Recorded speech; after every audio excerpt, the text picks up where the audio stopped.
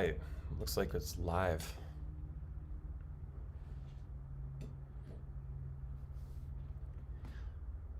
What is up?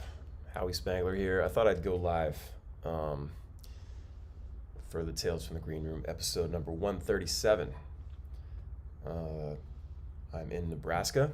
I'm in a hotel in Omaha. Turn off these notifications. You don't need all that. What's up, Jessica? So, yeah, I'm just sitting here. I gotta leave here in like 45 minutes or so, like an hour. It's kind of gonna take my time to get to Kearney today because I don't have to be there till late. It's like 2.5 hours away, so I'm gonna probably find a place, get some lunch, get some coffee, and slowly make my way listening to podcasts and audiobooks along the way. Eric, what's going on? What up, Mariah? Michael. I am excited. Do I not look excited? I'm just a little tired. That's all. So I'm all showered up and clean. I'm spinning in this chair. It's pretty cool. What's up, Sandra? So, had a good time last night. It was played an acoustic set at the Waiting Room in Omaha, and we've been going there for years with the band. Just been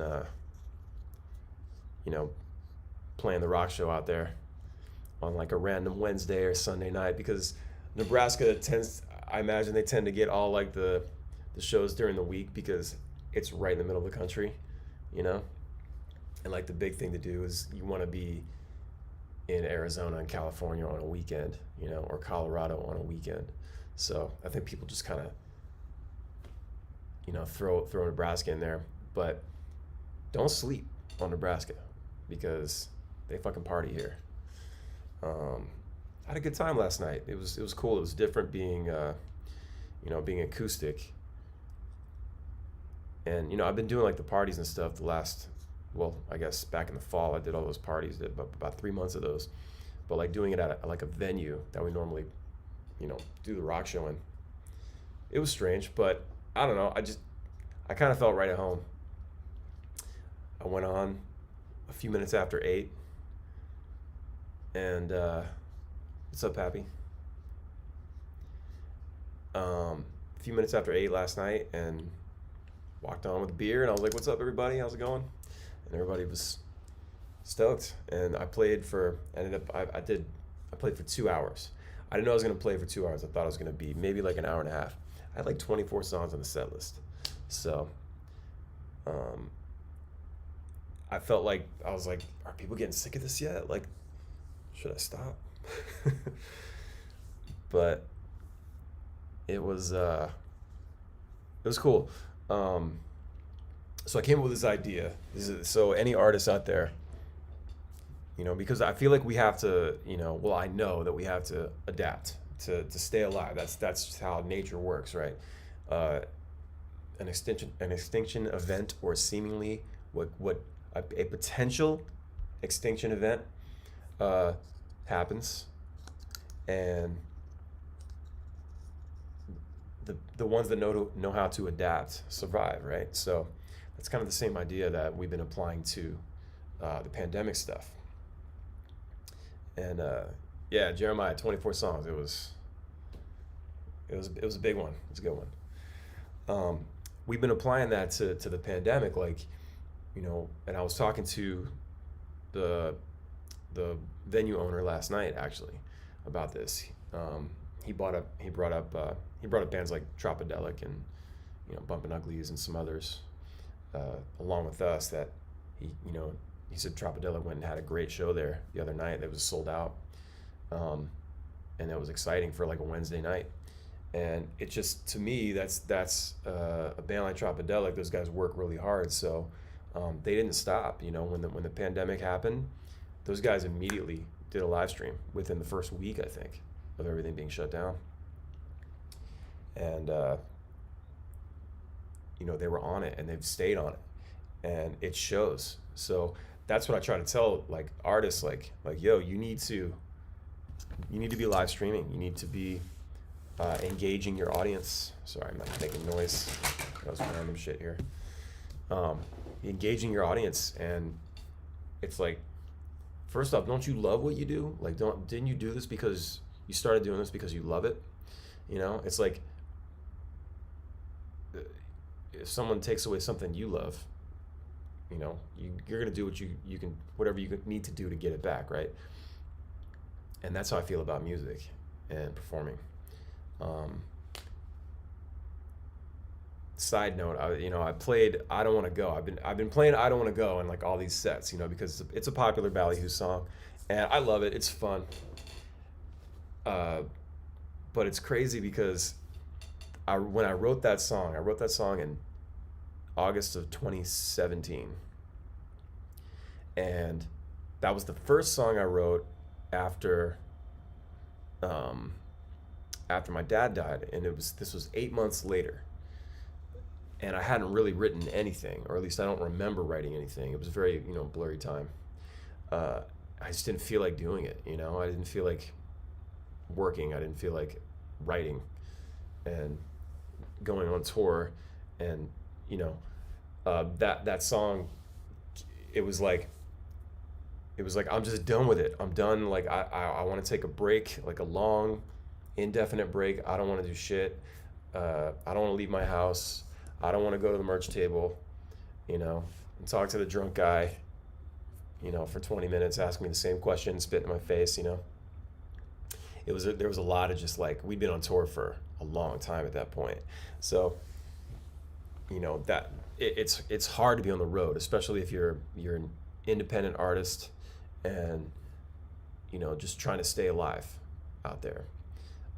So that's where that song came from, but I put it in like a fun, I always tend to do that. I put like a dark kind of message or vibe to like an upbeat style song. Like, it's, to me, that's a great dynamic. Yeah, Pappy, I love that. My wife always looks at me on I drink too much part. Yeah, I know. I do that too. I look at the crowd. I kind of look at the crowd like, yeah, when that line comes up.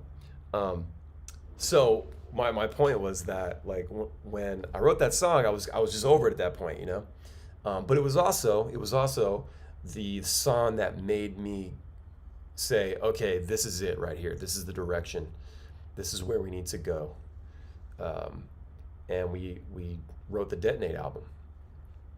And so if you guys have heard that, that it's very straightforward, high energy, no apologies. And after the Girls record, it came out a year and a half after the Girls record, and the Girls, it's two different sounds, but we needed to make that record. It needed to come out. So I'm starting to get off the track here, but so when I sing "I Don't Want to Go" now, it's kind of weird, and I kind of feel like I shouldn't play it, because it's like now this thing, this pandemic, this virus, whatever, has taken away the thing that I love, which is touring and playing shows and performing and all that. Like, it's taken that away from me. So it's one thing for you to make the decision to say, okay, I'm done with this, or the opposite, like, I'm gonna do this. But for someone else, or some other outside force, some external force, to take it away from you, then you're like, whoa, and part of that, I think, comes from, it's a mental thing. It's like, well, I wasn't ready for this. This is not what I wanted, But then it's also like, it's kind of like I don't know, the guy that has a crush on a girl, and she knows it, but then the guy starts getting hip to it, and realizes it's not going to happen. So he starts talking to another girl, and that girl gets jealous because all of a sudden the attention is gone. It's kind of it's some weird psychology like that, I think, or maybe it isn't. Let me know. Um, so yeah, Jeremiah, exactly. Now I want to go. I want to do it. So that was the whole point of this was for me to get out and just play, wherever possible. And what's up, Bobby?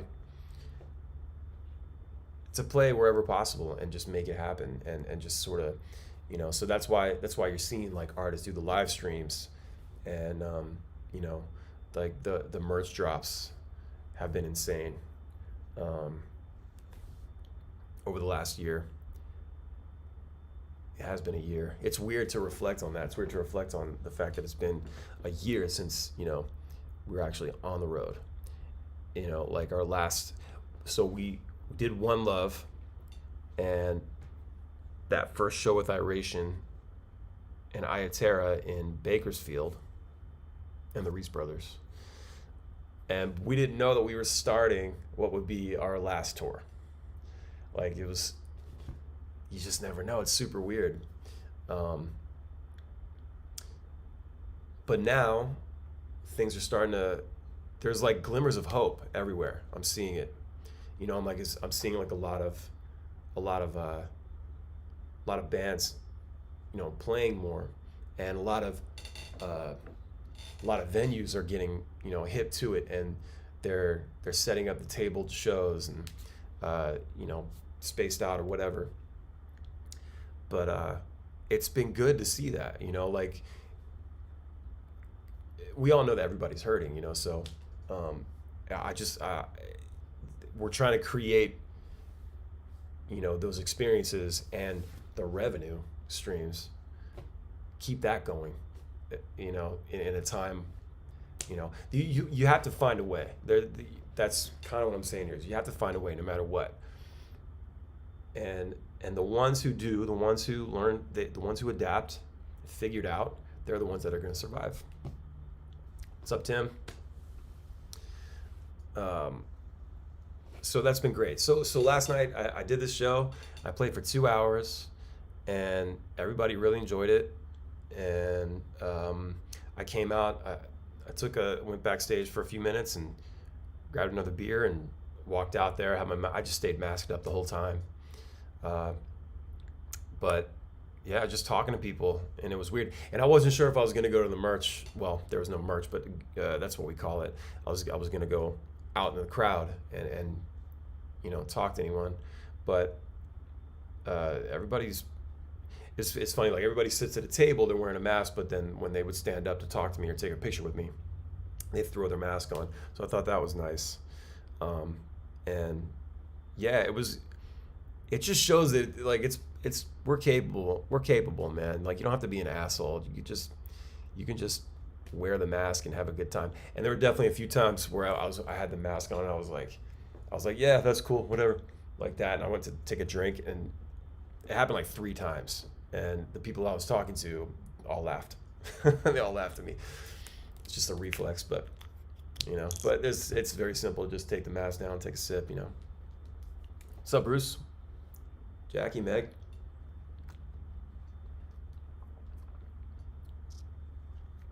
Yeah. Yeah, Meg, thank you so much. Yeah, that was awesome. I'm glad you made it out last night. Yeah, it was fun. It's also I made a weekend out of it because I was gonna I put it out there back in January that I was gonna be picking up private acoustic shows again, and so I got a request to go out to Kearney, Nebraska. I was like, well, shit, I might as well, fly into Omaha and make a weekend out of it. So that was cool. I was trying to get another one, but it didn't work out. So just the 2 shows this weekend. So I got one more tonight. Go to Kearney.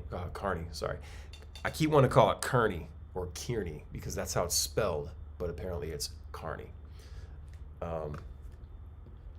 So gonna do that tonight. But yeah, it was good.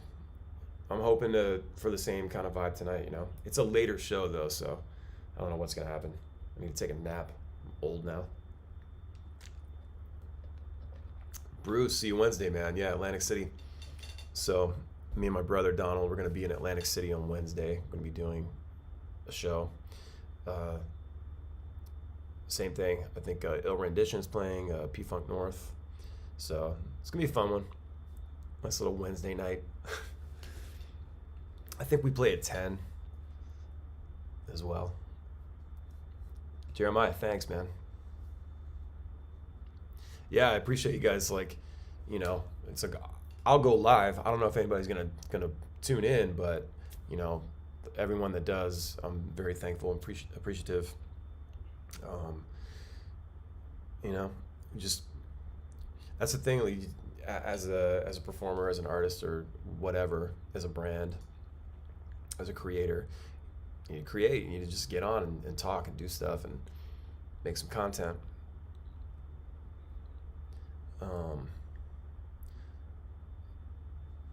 Yeah, so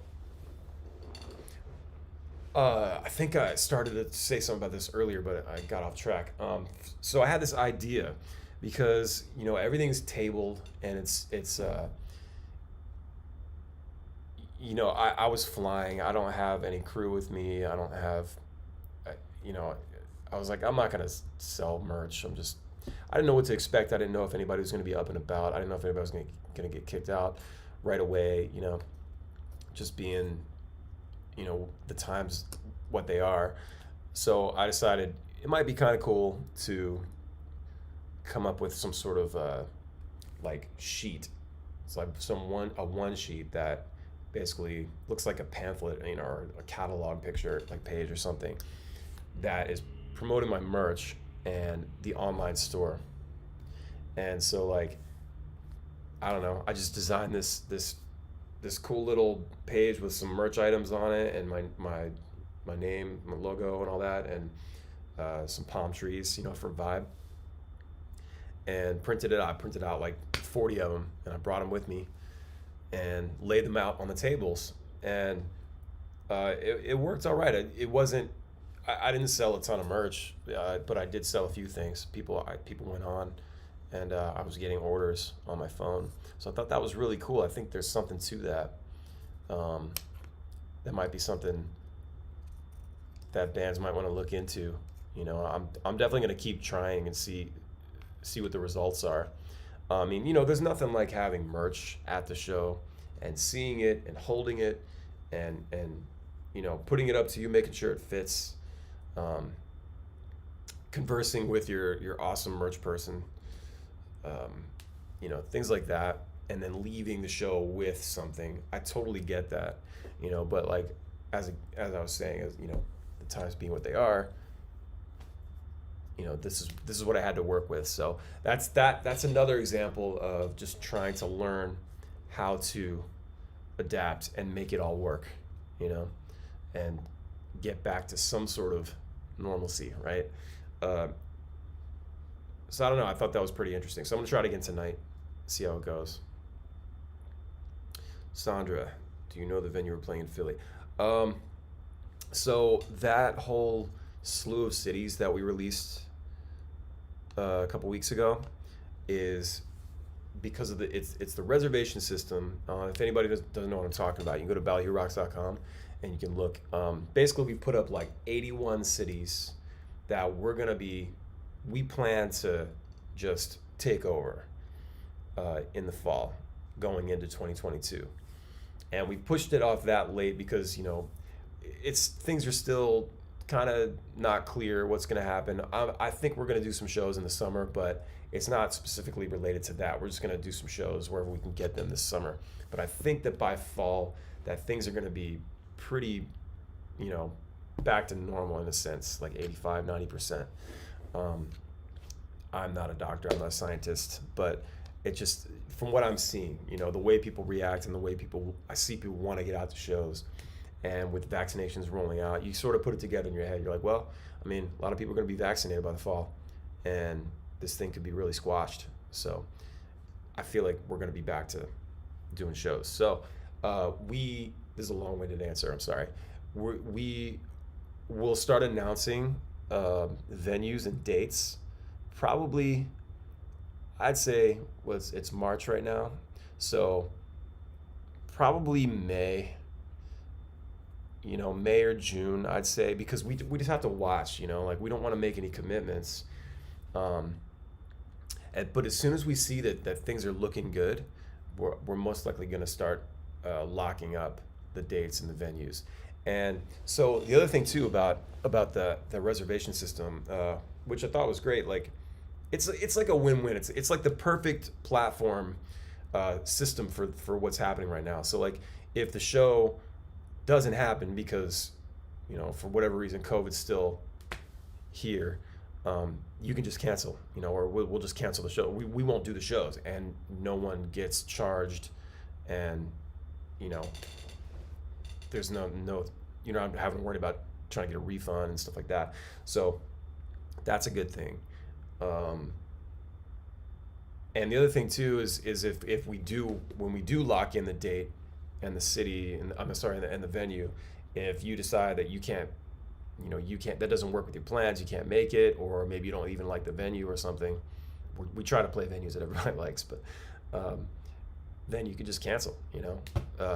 So that this is just a new way to do this.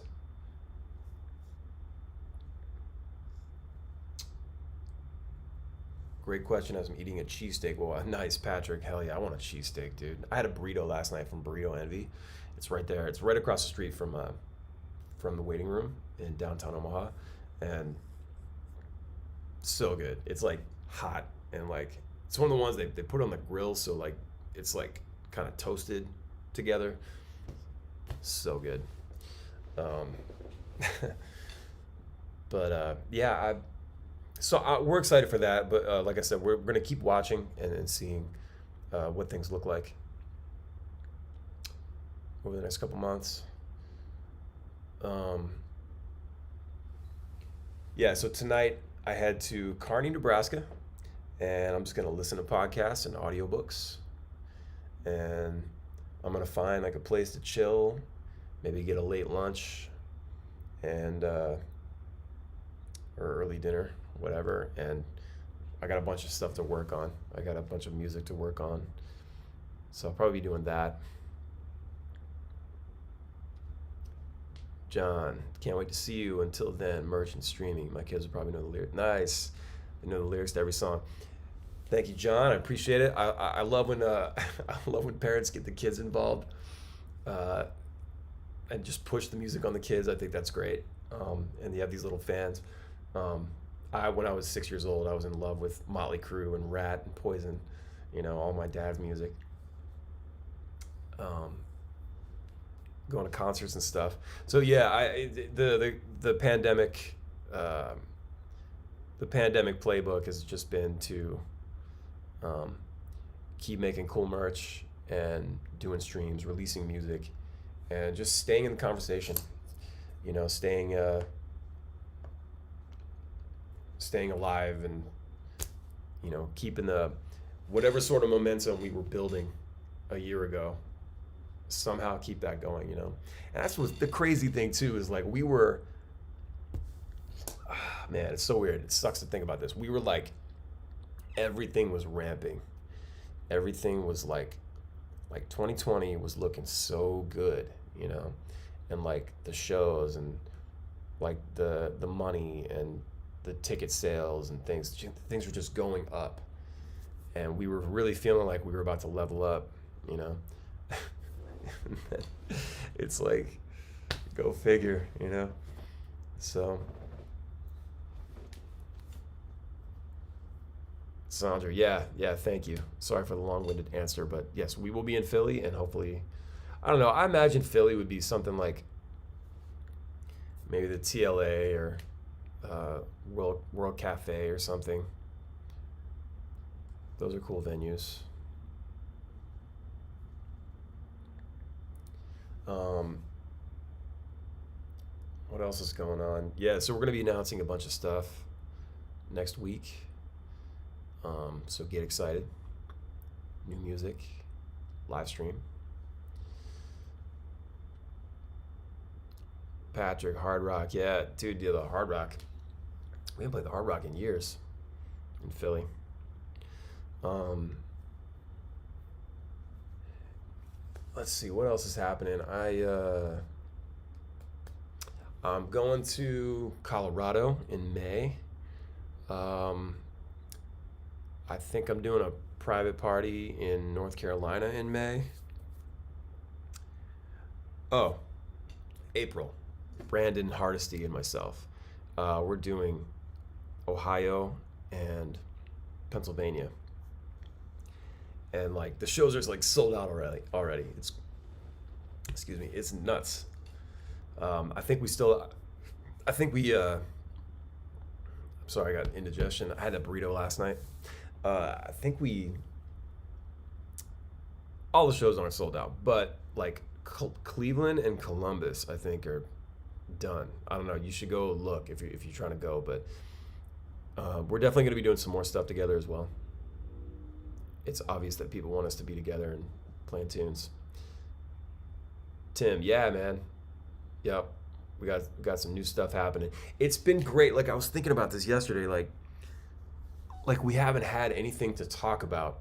Like that's what I'm saying. Like my whole approach to this is like I want to always have something to talk about. I want the band to be in the conversation and not forgotten, right? And what however that is, in the form of new music, new stream, something, podcast, whatever. But we haven't released a song since August with I'll Be Okay. So that's a long time, and now I feel like everything's starting to like, we're going to ramp up to like a record, and so there's gonna be a lot of singles coming out this year. There's a lot of stuff coming out that we're doing, that I can't wait for you guys to see what it is. But yeah, a lot of singles. There's a special project we're working on that I can't talk about yet. I can't wait to talk about it. It's gonna be really cool. It's coming together really well, and I just thought it was a cool idea that our manager had. But more on that. But there's just so much stuff. There's so much cool stuff coming out this year. So yeah. Max, am I gonna mix the Callisto song? Yeah. Yeah, we're gonna do Callisto. So we went up to James's house. Brandon and I went up to James's house, and he and I and James and his brother Rob, we wrote. I think we did.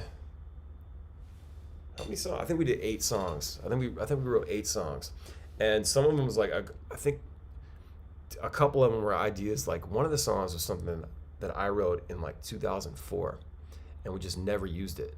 So, and then Brandon had some cool ideas, and I don't know. It was fun. It was like it's an interesting project because it's sort of all over the place. But we were thinking like we should make this like really 90s, like should like do something, I don't know, make just a 90s rock. So I don't know, but it's more than that. It's just a lot going on. So we're definitely gonna have that stuff going out. I have I'm doing like the first Rock Band on Mars stuff. So I got to finish that project up this month, and I'm finishing up the Audic Empire mixes. I have some other stuff coming that I need to work on, but but as far as like Ballyhoo, man, there's a lot of cool stuff happening. I'm excited for. Can't Hang is an awesome band. I love Can't Hang. They were like my favorite local band. I mean, and they weren't even like, not even local, just like one of my favorite bands because they were just so awesome. But they were just having to be from Baltimore. Yeah, Can't Hang's sick, man. I wish they'd put out some new music.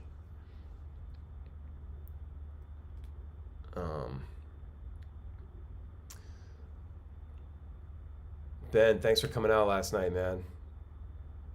Yeah, it was fun. It was good. Nice little 2-hour show. I didn't know it was gonna be 2 hours. I was saying earlier, but it was cool. Yeah. So I guess that's it, man. I just wanted to come on and say thanks to everybody that came out last night, and I'm looking forward to tonight, finishing up my weekend here in Nebraska. And I'm excited to just be back out on the road and playing some shows. Wednesday, we're going to be at, I don't know how to pronounce it, Bure.